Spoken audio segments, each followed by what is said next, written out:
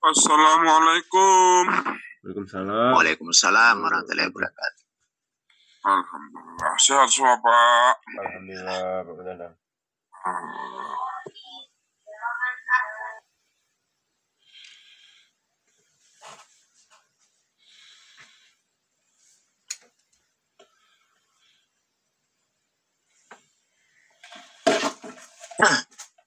Bismillahirrahmanirrahim. Assalamualaikum warahmatullahi wabarakatuh. Waalaikumsalam warahmatullahi wabarakatuh. Innal hamdalillah nahmaduhu wa nasta'in wa nastaghfiruhu wa na'udzu billahi min shururi anfusina wa min sayyiati a'malina. May yahdihillahu fala mudhillalah wa may yudlilhu fala hadiyalah. Asyhadu an la ilaha illallah wahdahu la syarikalah.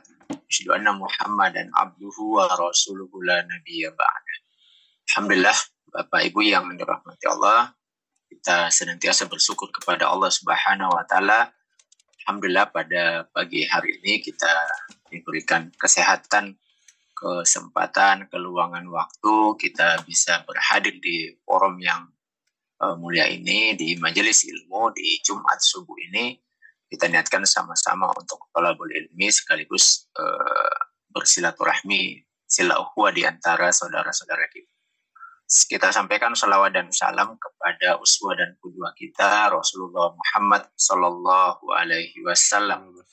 Kita banyak bersalawat dan juga kita membangun sebuah keyakinan bahwa kebaikan hidup kita di dunia hanya akan kita dapatkan dengan mengikuti sunnah-sunnah beliau. Dan juga kita berharap bahwa nanti di akhirat kita akan mendapatkan syafaat daripada Rasulullah Sallallahu Alaihi Wasallam. Keselamatan di akhirat juga sangat bergantung pada sejauh mana kita ittiba, ya, mengikuti tata cara hidup yang telah dicontohkan oleh Rasulullah Muhammad Sallallahu Alaihi Wasallam. Di mana tata cara hidup tersebut tidak hanya mencakup tentang tata cara beribadah, tapi juga semua aktivitas kehidupan kita sehari-hari, mulai dari kita tidur sampai bangun kembali, termasuk di dalamnya aktivitas mencari nafkah, aktivitas bisnis, ataupun aktivitas yang berhubungan dengan persoalan ekonomi. Pagi hari ini kita akan membahas materi tentang fondasi bisnis syariah. Materi ini pernah disampaikan di forum ini, yang mungkin ada yang belum pernah mendengarkannya, belum pernah menyimaknya. Kalau sudah pernah, ini kita anggap murojaah, sekaligus juga memperkuat pemahaman kita tentang aspek-aspek yang penting kita pahami dalam bisnis yang dikaitkan dengan syariah. Ketika kita berbicara tentang bisnis syariah, itu ada dua kata, bisnis dan syariah. Jadi aktivitas bisnis itu adalah aktivitas yang intinya itu adalah bagaimana mengolah suatu bahan, ya, baik itu barang maupun jasa, ya, yang kemudian bisa menghasilkan sebuah income bagi yang mengelolanya. Oleh karena itu maka perlu kita pahami tentang apa sebenarnya disebut dengan bisnis syariah. Bisnis yang dalam bahasa kita sehari-hari kita sebut sebagai usaha. Kemudian ada kata syariah. Syariah itu berarti aturan atau hukum yang diturunkan oleh Allah Subhanahu wa Ta'ala. Maka bisnis syariah secara sederhana adalah usaha yang kemudian didasarkan pada aturan-aturan yang diturunkan oleh Allah Subhanahu wa Ta'ala. Pondasinya adalah kita akan mulai dengan seperti apa bentuk daripada perseroan syariah tersebut. Kemudian ketika bisnisnya sudah terbentuk, akan ada namanya aspek tentang tenaga kerja. Kenapa? Karena yang namanya usaha tentu saja akan ada di dalamnya karyawan atau orang yang bekerja di dalamnya. Kemudian di dalamnya juga tentu saja membutuhkan permodalan syariah. Lalu kemudian akan ada transaksi-transaksi bisnis yang kemudian berlangsung di dalamnya, dan kemudian nantinya akan ada bentuk-bentuk yang terlibat di dalam sebuah bisnis ya. Mulai dari al-bai' ya, yaitu jual beli, kemudian akan ada salam itu jual beli pesan istilahnya ya, kemudian ada istisna yaitu pesan barang lah ya dalam bahasa di masyarakat ya. Kemudian ada samsaroh, keagenan, kemudian ada rahan, itu adalah gadai, kemudian ada syirkah dan seterusnya ke bawah ya. Nah, ini adalah bentuk-bentuk transaksi syariah, dan di dalam Islam semua bentuk transaksi yang ada dalam kehidupan kita sehari-hari itu semua sudah dibahas oleh para ulama. Kalau kemudian muncul bentuk-bentuk transaksi yang baru, nanti akan ada ulama yang melakukan ijtihad ya, pembahasan tentang bagaimana hukumnya di dalam Islam. Kenapa? Karena dalam pandangan Islam itu tidak ada satupun bentuk transaksi, bentuk aktivitas, bentuk kegiatan yang tidak memiliki status hukum dalam pandangan Islam. Iya, Bang. Nah, kemudian pertanyaannya, kenapa kemudian kita harus selalu bicara dalam hukum syariah? Ya. Ketika bicara tentang modal, kenapa harus modalnya sesuai dengan syariah? Kenapa bicara tentang ketenaga kerjaan ya? Kenapa harus sesuai dengan syariah? Ketika bicara tentang bentuk usaha ya, kenapa sesuai dengan syariah? Ketika bicara tentang bentuk kesepakatan ya, kenapa harus sesuai syariah? Nah, itu mungkin muncul pertanyaan di benak kita. Apakah boleh suka-suka hati kita atau sesuai kesepakatan saja? Apakah boleh? Yang penting kan istilahnya itu sama-sama enak ya, sama-sama disepakati. Nah, ini perlu kita dudukkan ya. Kenapa harus setiap yang kita bicarakan itu harus sesuai dengan syariah? Nah, di dalam Al-Quran surah An-Nisa ayat 9, Allah Subhanahu wa taala sudah mengatakan, a'udzubillahi minasyaitonirrajim, ya ayyuhallazina amanu la ta'kulu amwalakum bainakum bil batil illa an takuna tijaratan an taradin minkum wa la taqtulu anfusakum innallaha kana bikum rahim. Jadi ya ayyuhallazina amanu, hai orang-orang yang beriman, la ta'kulu amwalakum bainakum bil batil. Janganlah kamu saling memakan harta sesamamu dengan jalan yang batil. Ya. Maka dari sini kita pahami bahwa ketika akad atau transaksi itu tidak sesuai dengan apa yang telah diturunkan oleh Allah Subhanahu wa taala, yang telah diatur di Islam, maka transaksi yang kita lakukan meskipun itu saling sepakat, nah itu bisa jadi adalah transaksi yang batil ya. Jadi konsekuensinya berarti maka itu tidak halal untuk kemudian kita istilahnya itu tasarufkan. Tasarufkan itu artinya dikelola, baik itu dikonsumsi, diinfakkan, dikelola dengan transaksi yang lain.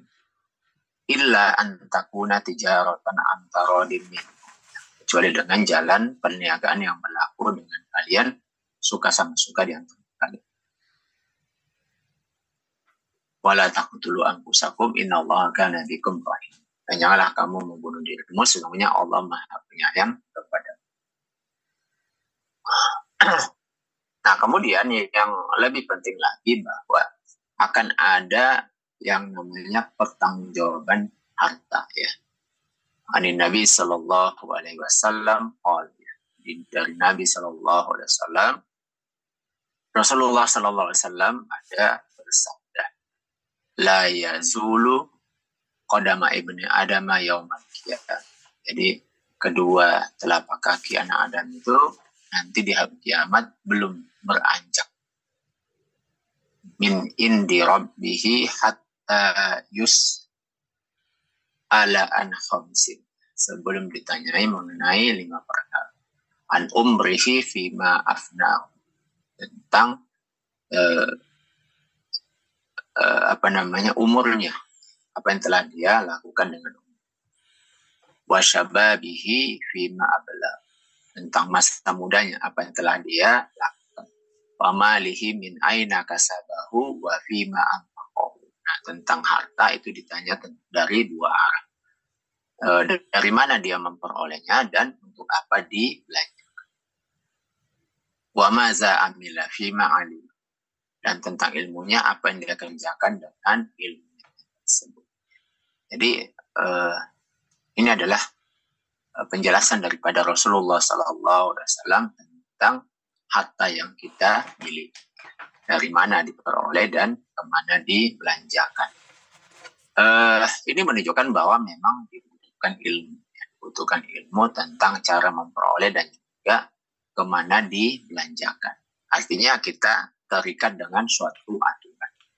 Tidak bisa menurut pikiran kita saja atau menurut kesepakatan kita saja. Harus disandarkan pada aturan yang telah digariskan oleh Allah Subhanahu wa Ta'ala, dan itu sudah dibahas oleh para ulama dalam fikih. Ya.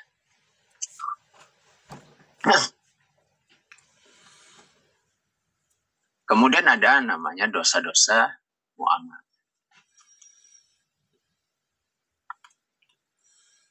Anna Rasulullah sallallahu alaihi wasallam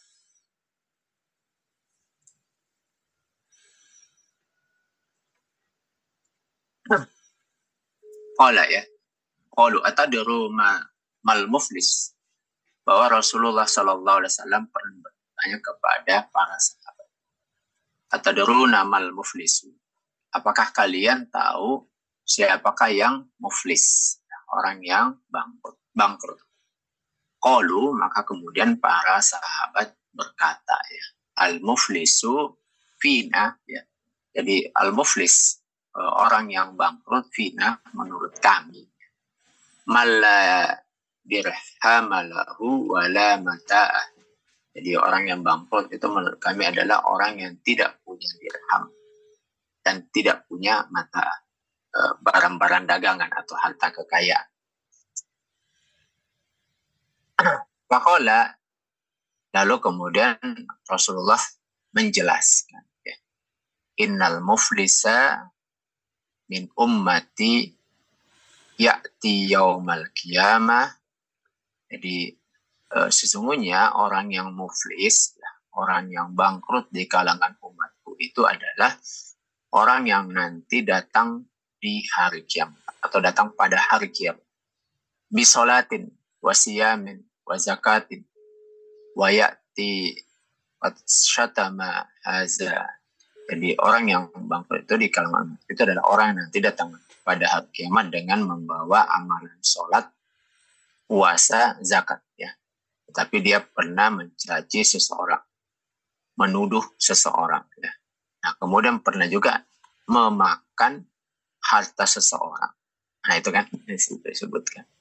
Jadi ada pernah dia memakan harta seseorang, ya, wa akala malah, jadi dia memakan harta seseorang. Kemudian pernah menumpahkan darah seseorang, memukul orang lain, maka akan diambil dari amalan kebaikannya dan diambilkan dari kebaikan. Maka apabila telah habis amalan kebaikannya, padahal belum selesai urusannya, maka akan diambil amalan-amalan kesalahan atau dosa-dosa mereka, kemudian diberikan kepada mereka. Kemudian orang itu dilemparkan ke dalam neraka. Inilah definisi orang yang muflis, ya, orang bangkrut seperti yang diajarkan oleh Rasulullah SAW. Ada beberapa penyebab kenapa kita bisa bangkrut di akhirat. Salah satunya adalah memakan harta seseorang. Nah, memakan hartanya bisa jadi dia lakukan secara sadar ataupun juga mungkin karena ketidaktahuan. Maka kita perlu mempelajari fikih muamalah supaya kita kemudian tidak melakukan dosa karena ketidaktahuan kita. Perlu dipahami bahwa ketika seorang muslim itu tidak tahu, maka memang dia tidak terkena dosa daripada perbuatannya. Nah, tetapi ada namanya kewajiban belajar. Ya, kewajiban belajar. Jadi ketika kita sudah memutuskan, misalnya jadi penjual daging misalnya, ya kan, penjual daging ayam, jual daging ayam potong, maka semua hal yang berkaitan dengan ayam potong itu harus kita tahu. Itu sudah wajib ya. Misalnya cara memotong ayam yang syar'i, itu harus dipahami, itu wajib hukumnya. Kemudian harus juga diketahui wajib hukumnya, kapankah ayam itu boleh dikonsumsi ya setelah dipotong. Apakah setelah dipotong itu harus ditunggu sampai mati, ataukah boleh langsung dimasukkan ke dalam air panas ya, atau mungkin dalam mesin giling ya. Nah, itu juga harus dipahami dan diperhatikan ya, dipahami dan diperhatikan. Jadi tidak boleh kemudian tanpa ilmu lalu kemudian menggeluti suatu usaha lalu kemudian menganggap aman-aman saja ya. Karena pasti dia akan bertanggung jawab. Nah, itu kewajiban ya, kewajiban. Demikian juga kalau menggeluti usaha yang lain ya, atau apa saja bisnisnya ya, makanan kah atau usaha, semuanya ya, semua usaha, maka dia wajib memahami hukum-hukum syara seputar usaha tersebut. Kenapa? Karena ya sekarang kita hidup dalam sistem kapitalisme di mana agama itu seringkali tidak dibicarakan dalam urusan usaha. Nah, kalau dahulu ya, misalnya di masa Umar bin Khattab, beliau memang membuat aturan ya. Jadi siapapun yang mau jualan di pasar atau di pajak, maka Umar bin Khattab itu mensyaratkan harus sudah belajar fikih muamalah dulu ya. Jadi dia harus belajar tentang halal haram, menyangkut tentang usaha ya, pelajari tentang apa itu riba dan apa saja transaksi yang berkaitan dengan riba. Supaya apa? Supaya masyarakat itu tidak sampai melakukan riba, baik sadar atau tidak, paham atau tidak. Maka supaya kemudian dia tahu, dia harus belajar. Nah, sebenarnya yang seperti ini itu standar, Bapak Ibu ya, Jadi kalau kita baca di peraturan di beberapa negara, saya pernah dapat penjelasan dari ada seorang pakar ya, bahwa di beberapa negara itu memang membuat seperti ada sebuah negara itu sebelum menikah pasangan suami istri harus ikut semacam pendidikan parenting, pengetahuan tentang keayah bundahan, bagaimana peran menjadi seorang bapak dan ibu, dan itu wajib dia ikuti sebelum dia berumah tangga. Supaya dia tidak istilahnya terjun bebas. Nah, tentu saja ini juga penting ya. Kenapa? Karena dia akan memainkan peran yang sangat penting kan, menghasilkan generasi yang baru. Nah, itu baru bicara tentang perang jadi orang tua. Tentu saja perang untuk kemudian melakukan usaha dan lain sebagainya itu harus juga dia tahu ilmunya. Kenapa? Karena di sini menyangkut tentang masa depan kita nih. Jangan sampai sudah dilakukan ternyata terlalu banyak aktivitas yang haram ya, yang dilakukan ya.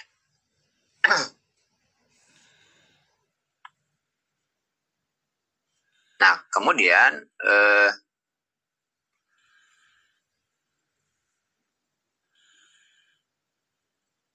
di dalam Al-Quran ya,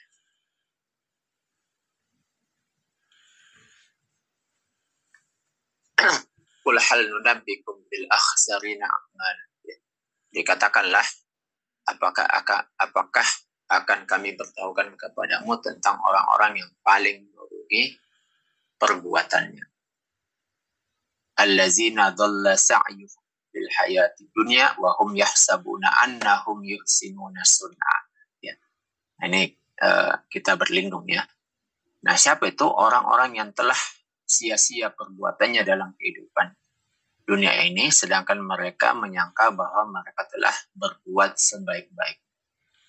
Siapakah itu? Ulaikal ladzina kafaru bi ayati rabbihim wa liqa'ihi fa habitat a'maluhum fala nuqimu lahum yaumal qiyamati wazna. Yaitu mereka orang-orang yang kufur terhadap ayat-ayat Tuhan mereka dan kufur terhadap liqa'i, ya, jadi kufur terhadap ayat-ayat Tuhan mereka dan kufur terhadap perjumpaan dengan, maka hapuslah amalan-amalan mereka dan kami tidak mengadakan suatu penilaian bagi amalan mereka pada kiamat. Zalika jazaohum jahannamu bima kafaru wattakhazu ayati wa rusuli uzwa. Demikianlah balasan mereka itu neraka jahanam yang disebabkan kekafiran mereka dan disebabkan mereka menjadikan ayat-ayatku dan rasul-rasulku sebagai olok-olok. Nah, dari kita belajar bahwa memang kita itu tidak boleh mengikuti perasaan saja ya. Harus ada standar ilmu ya. Jadi yang penting kami setuju-setuju aja ya. Seperti itu. Ini sering saya dengar ya. Jadi ketika misalnya ya di masyarakat ada keluarga yang kemudian minta dijelaskan tentang pembagian harta mereka ya, waris dari orang tuanya, ketika dijelaskan biasanya itu muncul lagi pertanyaan-pertanyaan turunannya yaitu apa? Kasus yang lain. Waalaikumsalam warahmatullahi wabarakatuh. Ya Pak, biasanya muncul pertanyaan turunannya, apa itu? Pertanyaan tentang waris dari yang lain ya.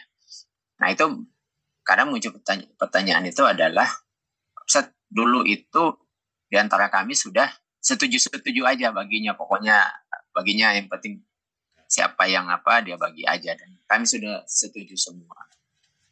Nah itu biasanya saya tanya, siapa aja yang dapat? Nah jangan sampai ada juga yang tidak dapat ya. Misalnya anaknya semua perempuan ya kan, lalu kemudian ya sepakat aja bagi-bagi di antara mereka.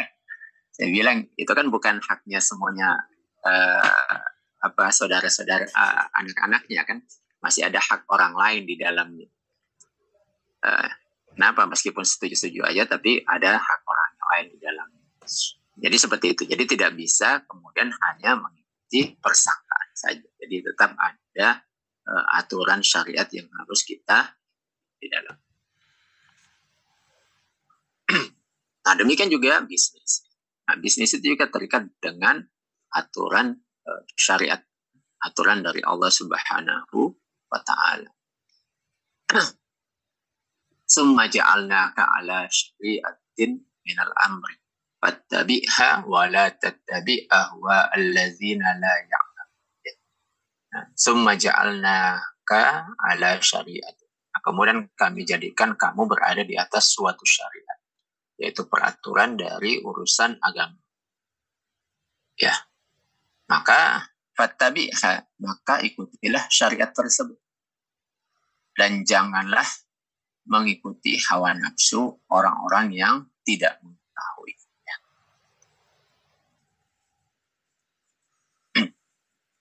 Nah,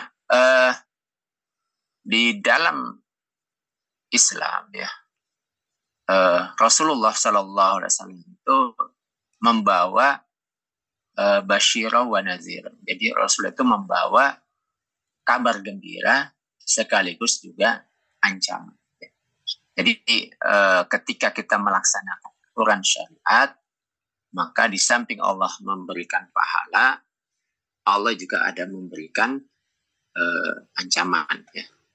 Atau sebaliknya, di samping Allah memberikan ancaman, siksa dan lain sebagainya kalau kita tidak mengikuti aturan syariat, maka ada juga pahala yang dijanjikan oleh Allah Subhanahu wa ta'ala. Jadi kalau misalnya tadi kita sudah bahas apa dampak-dampak kalau kita tidak mengikuti aturan syariah dalam aturan bisnis dan muamalah-muamalah, maka Allah juga akan memberikan ganjaran, ya, akan memberikan balasan-balasan apabila mengikuti aturan yang telah ditetapkan oleh Allah Subhanahu wa taala. Wa may yattaqillaha yaj'al lahu makhraja wa yarzuqhu min haitsu la yahtasib. Wa may yatawakkal 'ala Allah. Apa ini ayat 1000 dinar ya. Jadi wa may yattaqillaha. Jadi siapa yang bertakwa kepada Allah, yaj'al lahu makhraja. Allah akan mengadakan baginya itu makhraja, jalan keluar. Wa yarzuqhu min haitsu la yahtasib, dan memberinya rezeki dari arah yang tidak disangka-sangka. Wa may yatawakkal 'ala Allah, dan siapa yang bertawakal kepada Allah, fahuwa hasbuh, maka Allah yang akan mencukupkan keperluannya. Jadi kita mau tidak mau harus berangkat dari pembahasan tentang akidah, bahwa yang menetapkan jatah rezeki seseorang itu adalah Allah Subhanahu wa taala. Allah lah yang telah memberikan kita rezeki, baik yang sudah diberikannya kepada kita maupun yang masih disimpan, ya, yang masih tercatat di Lauhil Mahfuz. Nah, kita itu tidak tahu berapa yang dicatat oleh Allah Subhanahu wa taala di Lauhil Mahfuz tersebut. Jatah kita masing-masing itu adalah rahasia Allah. Karena kita tidak tahu berapa jatahnya, maka kita itu mengusahakan untuk mendapatkan apa yang dijanjikan oleh Allah dengan jalan yang benar. Kenapa? Karena kalau misalnya kita mencarinya dengan jalan yang dilarang, yang diharamkan oleh Allah, maka mungkin kita dapat yang kita cari, tetapi nanti itu juga akan hilang, akan diambil oleh Allah Subhanahu wa taala. Maka tugas kita itu adalah memperbaiki uslubnya, ya, memperbaiki cara-cara yang menurut hitungan akal manusia itu adalah yang paling memungkinkan untuk datangnya rezeki tersebut. Seperti jualan misalnya, kan jualan itu ya secara akal manusia tentu saja jualan di tempat yang ramai akan beda dengan jualan di tempat sepi, ya. Maka usaha manusia itu adalah bagaimana membuat supaya jualannya banyak didatangi orang, ya. Kemudian mencari tahu juga apa faktor yang membuat orang kemudian tertarik dengan jualannya tersebut. Jadi dia itu akan berpikir di situnya. Maka dia akan berpikir apa sih membuat orang tertarik. Mungkin dari sisi kemasan, ya. Mungkin dari sisi delivery-nya, ya. Bagaimana itu kemudian disajikan. Atau mungkin juga senang dengan bagaimana kecepatan pelayanannya dan seterusnya. Jadi dia berpikirnya pada hal-hal yang istilahnya itu hal-hal yang dikuasai. Adapun yang dia tidak kuasai ataupun di luar kekuasaan dia, seperti misalnya berapa yang kemudian akan diberikan oleh Allah, dari mana datangnya rezeki dan seterusnya, maka dia cukup bertawakal saja kepada Allah dalam hal tersebut. Dia fokus kepada hal-hal yang masuk ke dalam wilayah yang dia kuasai.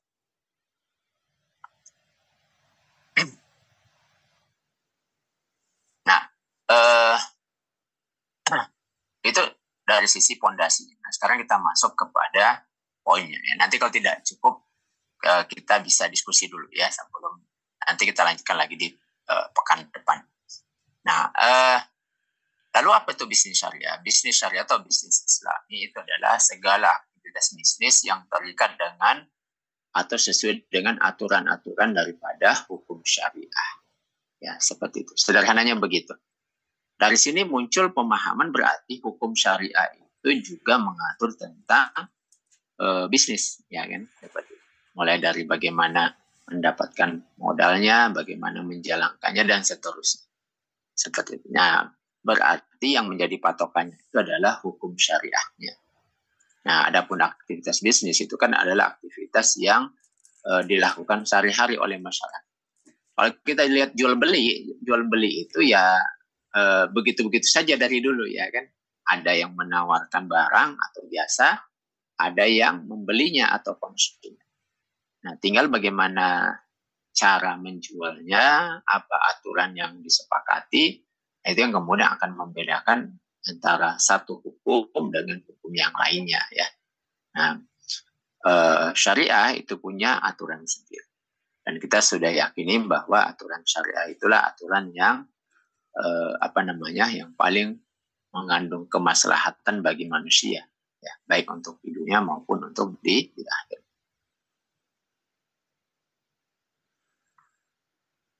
Nah, apa itu hukum syariah ya? Al-hukmus syar'i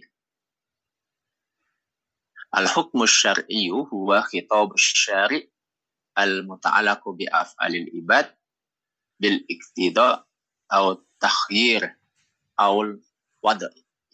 Jadi hukum syariah itu adalah khitab. Ya, khitab itu adalah seruan atau firman. Dari siapa? Dari asyari. Asyari itu adalah pembuat syariat. Yaitu siapa? Allah Subhanahu wa Ta'ala. Al-muta'alliqu yang berkaitan atau yang mengikat secara keseluruhan bil af'alil ibad, yang berkaitan dengan perbuatan daripada hamba. Ya.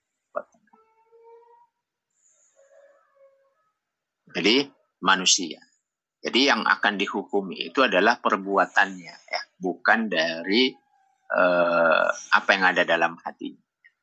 Karena kalau kita berbicara tentang syariat itu semua bicara tentang perbuatan secara fisik. Nah, adapun pembahasan tentang perbuatan-perbuatan hati itu nanti akan dibahas dari sisi akidah, ya, bagaimana tentang keyakinan dan seterusnya. Adapun syariah itu membahas tentang hal-hal yang sifatnya fisik. Kemudian ada yang sifatnya iktida, yaitu berupa tuntutan, ada yang sifatnya takhir, ada yang berupa al-wad'ih, penetapan sesuatu. Ya. Iktida tuntutan. Tuntutannya itu apa? Tuntutan apakah mau dikerjakan, ataukah ditinggalkan, ataukah boleh memilih. Ya. Itu namanya tuntutan iktida. Jadi kalau tuntutannya dikerjakan, ada yang sifatnya wajib dan ada sifatnya sunnah. Kalau mengerjakannya itu memang harus dikerjakan, maka wajib. Tapi mengerjakannya itu kalau dikerjakan itu dapat pahala, kalau tidak dikerjakan juga tidak berdosa, maka berarti tuntutan mengerjakannya adalah sunnah. Sama juga tuntutan untuk meninggalkannya. Tuntutan untuk meninggalkannya bisa berupa haram atau sesuatu yang makruh saja.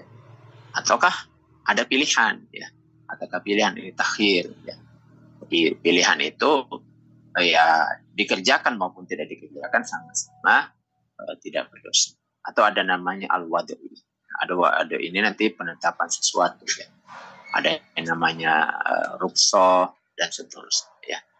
Nah, sehingga hukum syara itu adalah seruan atau firman dari Allah Subhanahu wa Ta'ala sebagai sang pembuat hukum yang berkaitan dengan perbuatan-perbuatan hamba, baik berupa tuntutan, pemberian pilihan, atau penetapan sesuatu sebagai pengatur hukum.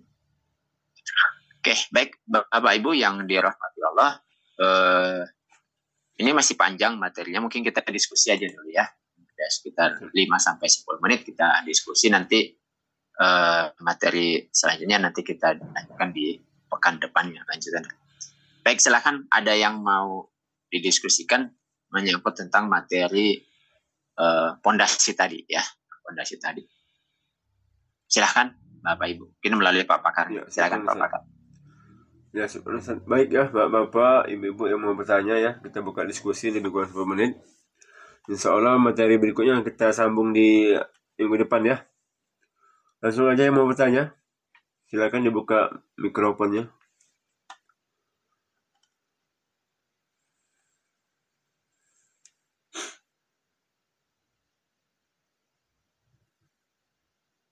Silakan Pak, yang bertanya Pak. Pak Junaidi, Pak Madondang, Pak Roji, Pak Yunus, Pak Nurrahman, Bang Reja, Pak Sapi Murad, Pak Sukron, Pak Jarod, silakan. Pak Yanto, Pak Jul.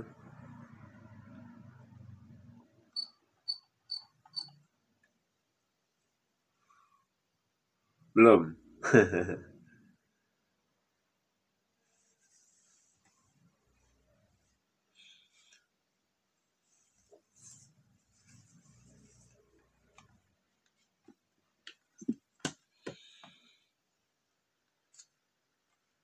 Ya, silakan Bapak-bapak semuanya. Assalamualaikum Ustaz. Waalaikumsalam warahmatullahi wabarakatuh. Ya, Pak Jarod ya. Ya, Pak Silakan. Jarod, silakan. Begini Ustaz, tadi kan Ustaz bilang ya setiap kita mau berbuat malah, tadi kan yang dihukum perbuatannya Ustaz. Betul. Jadi begini, yang selama ini kan yang dulu saya kan bisnis saya itu sapu lidi ya. Iya. Sapu lidi itu kan mencarinya ke kebun-kebun orang. Iya, Pak. Jadi kan di situ mereka ini mencari ini kan nggak pernah meminta. Iya, Pak. Tapi mengambil di kebun-kebun orang kan. Itu bagaimana Ustaz ya hukumnya kalau kita membelinya Ustaz? Sementara kita tahu mereka tidak pernah meminta ya. Ya, jadi Bapak mengambilnya dari para pengumpul lah istilahnya Pak ya. Pengrajin lah ya, seperti pengrajin itu. Jadi jual sama pengumpul. Oh gitu ya. Iya. Oke. Iya, jadi ada namanya urf ya, kebiasaan di masyarakat. Jadi bagaimana kebiasaan di masyarakat ya, tentang hal tersebut ya. Jadi nah ini memang kebiasaan itu juga berkembang Pak ya. Jadi ada barang-barang yang di masyarakat itu sesuatu yang dianggap dibuang gitu ya, atau tidak dimanfaatkan dan diperbolehkan bagi orang lain untuk mengambilnya. Tapi ini pun juga sesuatu yang berkembang, dalam arti banyak juga barang yang dahulunya dianggap tidak memiliki nilai ekonomis, lalu kemudian seiring dengan perkembangan teknologi akhirnya kemudian menjadi barang ekonomis ya. Contohnya cangkang sawit ya. Cangkang sawit itu dulu itu sampai bingung orang kan mau dibuang kemana gitu. Tapi makin lama itu akhirnya kemudian berkembang malah jadi dijual. Awalnya per ton malah kemudian bisa jadi hitungan per kilo gitu ya. Ya itu tadi yang tadinya itu dianggap sebagai sampah, siapa yang mau ambil silahkan saja gitu. Termasuklah misalnya di kampung itu dulu sabut kelapa, malah yang punya kebun itu senang kalau sabut-sabut kelapa yang apa itu diambil aja dari kebunnya, karena itu juga menjadi sampah. Jadi tapi sekarang malah jadi nilai ekonomis ya kan, itu malah dijual gitu ya. Jadi ini memang sesuatu yang berkembang ya. Kalau misalnya secara fakta yang punya kebun itu menganggap itu juga sampahnya, silakan aja diambil. Maka bagi kita mengambilnya ya tidak masalah ya. Artinya memang orang juga mengikhlaskan mengambil itu. Oleh karena itulah maka supaya kemudian keluar daripada khilaf seperti ini, yang terbaik itu adalah meminta izin ya kan, meminta izin kepada pemilik lahannya. Seperti itu. Jadi ketika ada sebuah kebun sawit mungkin ya, lalu secara di situ juga orang biasa mengambil lidi-lidinya, meskipun itu katakanlah dia tidak memanfaatkan atau dianggap itu juga tetap kita sampaikan saja supaya kemudian keluar dari khilaf ya. Jadi keluar dari persangkaan-persangkaan seperti tadi. Jadi bagusnya ya minta izinnya kan cukup sekali aja Pak ya. Jadi bisa kan, jadi izin bahwa kami mau mengambil lidi-lidi yang berserakan di kebun ini. Nah seperti itu Pak, supaya kemudian keluar daripada khilaf. Ya, pada intinya minta izin lah Pak ya, meminta Pak ya. Ya gitu Pak ya, meminta keikhlasan. Gitu. Tapi kalau ya misalkan lah ya kita di perkebunan, di perkebunan itu kan kita nggak tahu siapa pemiliknya, ataukah kita harus meminta kepada yang menjaga, apa centeng lah istilahnya ya kan? Bagaimana tuh? Ya setiap ini kan ada yang diberikan tugas untuk mengawasi, Pak. Oh, Jadi, jadi siapa yang diberikan tugas untuk mengawasi? Mandor. Apakah namanya mandor, ataukah kepala perkebunan atau apa gitu, istilahnya di suatu tempat. Nah, kepada mereka lah yang kita kemudian memberitahu, Pak ya, minta izin lah ya, seperti itu. Oh, pada intinya minta izin lah, meminta lah Pak ya. Iya, seperti itu, Pak. Ya, makasih Ustaz. Ya, sama-sama, Pak. Yuk. Waalaikumsalam warahmatullahi wabarakatuh. Ya, silakan yang lain, Bapak Ibu. Ya, satu lagi pertanyaan ya. Ya, boleh, Pak. Satu lagi pertanyaan, silakan yang mau bertanya. Karena memang materinya agak panjang ini, jadi kita sambung Jumat depan ini. Iya, ya.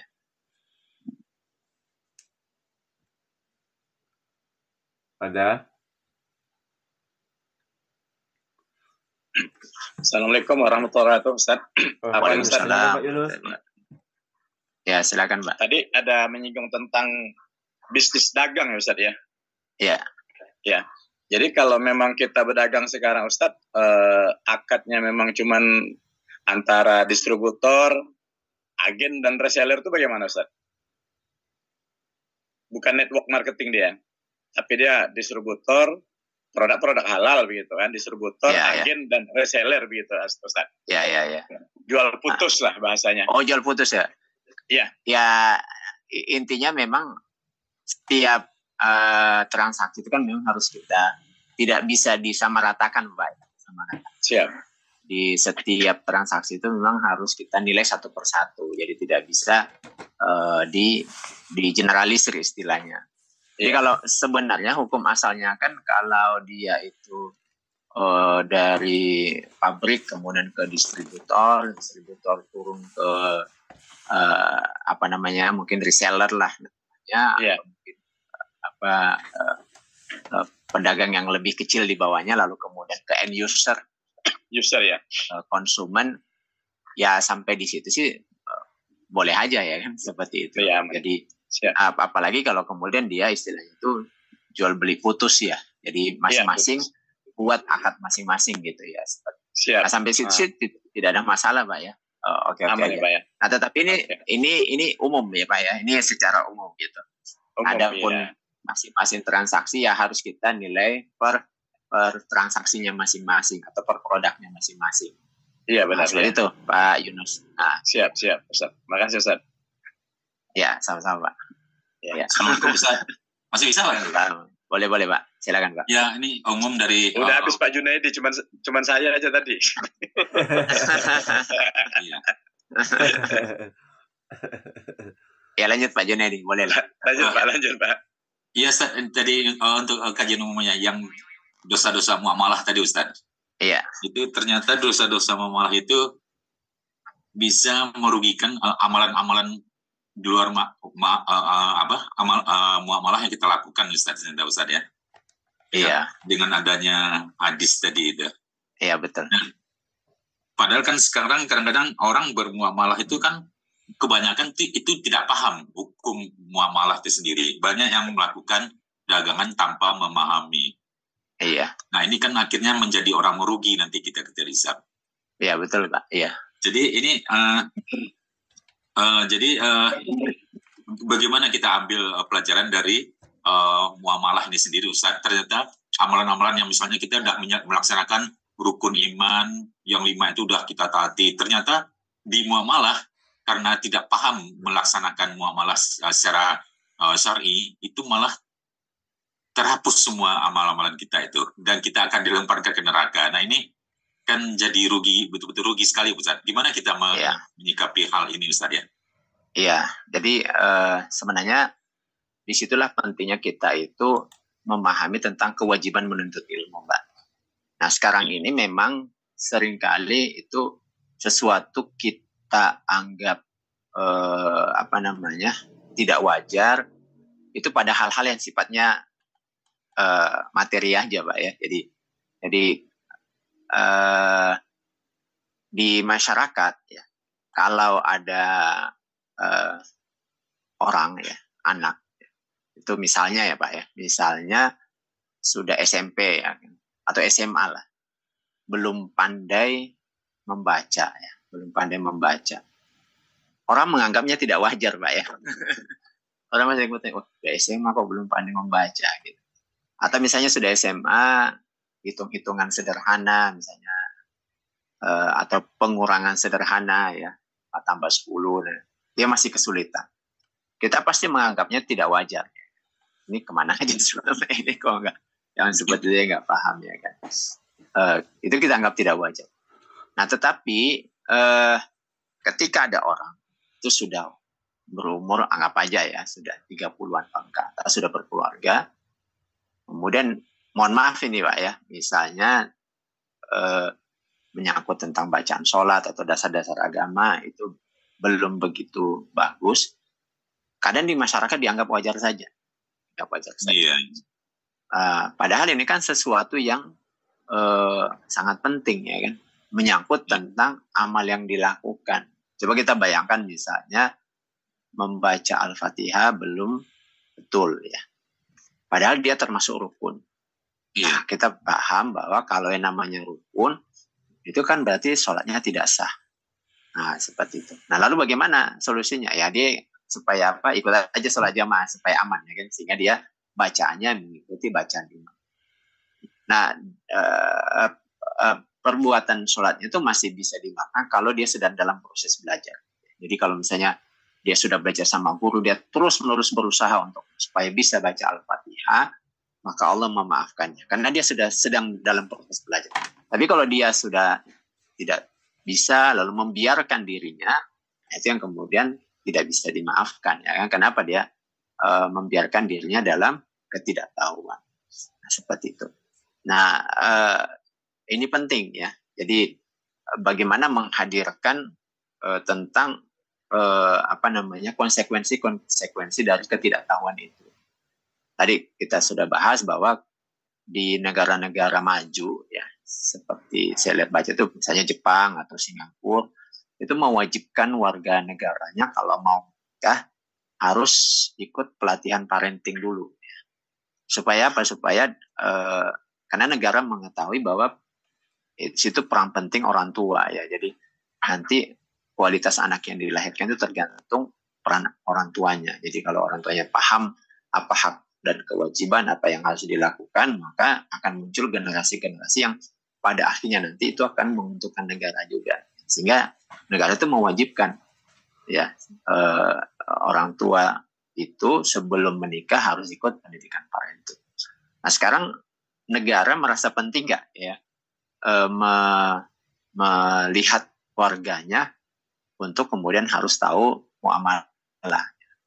Jadi di masa Umar bin Khattab itu melihat bahwa kalau warga tidak paham muamalah lalu kemudian dia ikut jualan di pasar, maka dia pasti akan makan riba. Ya. Iya, suka atau tidak suka, paham atau tidak paham, dia akan makan riba. Oleh karena itu di masa Umar, kalau mau jualan di pasar, dipajak, dia harus belajar fikih muamalah dulu. Ya. Sudah paham, baru kemudian boleh jualan. Supaya tidak melakukan transaksi-transaksi riba atau mungkin akad-akad yang tidak sesuai dengan Islam. Ini perlu ditekankan Pak. Jadi sebenarnya dalam kehidupan kita sehari-hari pun ini sebenarnya berlaku Pak ya. Jadi ada namanya sertifikasi kan seperti itu. Jadi kita itu mau profesi apa?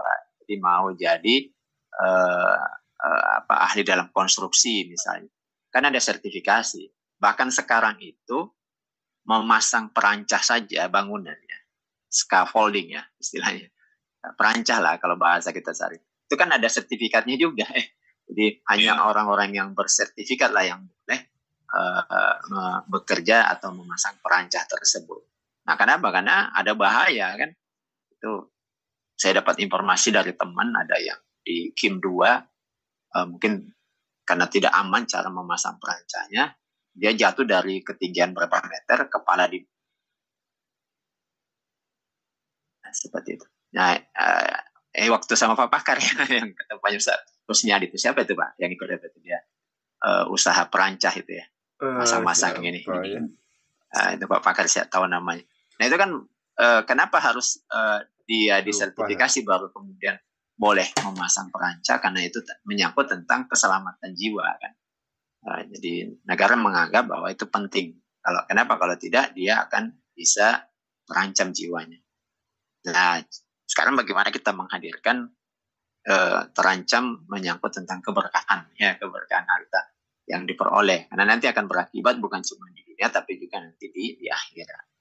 Di dunia itu Rasulullah kan sudah mengajarkan kalau hartanya sudah tidak berkah lalu kemudian dikonsumsi oleh anak-anaknya, nanti anak-anaknya susah untuk kemudian jadi penurut, susah untuk kemudian taat kepada orang tua, susah untuk kemudian diajak ibadah dan seterusnya. Nah, seperti itu, Pak. Iya, Ustaz. Jadi bisa juga terjadi, pasti ini terjadi karena banyak pedagang-pedagang yang tidak memahami muamalah. Nah, kita juga yang bertransaksi dengan pedagang-pedagang yang dibilang tidak menjalankan muamalah kan juga akan terikut juga, Ustaz. Misalnya dia melaksanakan riba. Nah, kita kan itu menjadi, kalau kita melakukan transaksi mereka, kan kita juga ikut andil dalam masalah riba ini, kan juga menjadi ini juga buat kita, buat kompetisinya gitu Ustaz ya. Kalau dibalik. Iya. Iya betul. Makanya memang juga harus kita ini juga. Jadi kalau kita sudah paham ya harus dijelaskan, Pak. Itu kan menjadi dakwah juga buat mereka. Iya. Oke, baik Bapak Ibu, mungkin kita cukupkan dulu ya untuk pagi hari ini. Insya Allah materinya nanti saya share ke Pak Pakar, nanti kita lanjutkan di pekan depan ya. Siap. Baik, kita tutup dengan bacaan hamdalah. Alhamdulillahirrahmanirrahim. Doa kifaratul majelis. Subhanakallahumma wa bihamdika, asyhadu an la ilaha illa anta, astaghfiruka wa atubu ilaik. Assalamualaikum warahmatullahi wabarakatuh. Waalaikumsalam warahmatullahi wabarakatuh. Syukran Ustaz. Ya, Afan Pak ya semua. Izin duluan. Ya Ustaz. Ustaz. Baik ya, Bapak-bapak, Ibu-ibu semuanya, kita tutup ya. Insya Allah kita sambung kembali di Jumat depan. Besok Sabtu Minggu kita libur ya. Kita masuk lagi di hari Senin ya. Semoga kita selalu istiqomah di ngaji ini ya. Biar terus kita bertambah ilmu kita. Apa Pak? Itu di mana order mikrofon itu? Oh ini Pak, di apa? Di mana ya? Oh ini bentar. Beli ini waktu saya minta tolong sama Ustaz Abdi yang cari. Oh gitu ya, keren tuh. Iya waktu itu saya ngasih 5 ustadz kami ngaji, jadi beliau yang apa? Coba nanti Bapak hubungi Pak Ustaz Abdi mana belinya. Boleh. Iya. Kayak naik helikopter jadinya. Oke, siap. Lanjut Ustaz. Ya. Oke ya. Semoga hari ini apa yang kita kerjakan mendapatkan keberkahan dari Allah. Yang masih punya utang semoga cepat lunas ya. Yang masih sakit cepat sembuh. Yang baru merintis usaha semoga usahanya lancar. Amin. Yang punya anaknya yang belum berjodoh semoga segera berjodoh ya. Jangan dulu. Dan juga semoga hari ini apa yang kita kerjakan mendapatkan keberkahan dari Allah SWT. Amin ya alamin. Baik Bapak kita tutup ya dan membaca hamdalah. Alhamdulillahirrahmanirrahim. Assalamualaikum warahmatullahi wabarakatuh. Saudaraku semuanya di surga. Assalamualaikum warahmatullahi wabarakatuh. Oke semuanya. Warahmatullahi wabarakatuh. Amin. Kita tutup yo. Salam sukses. Allahu Akbar. Allahu Akbar.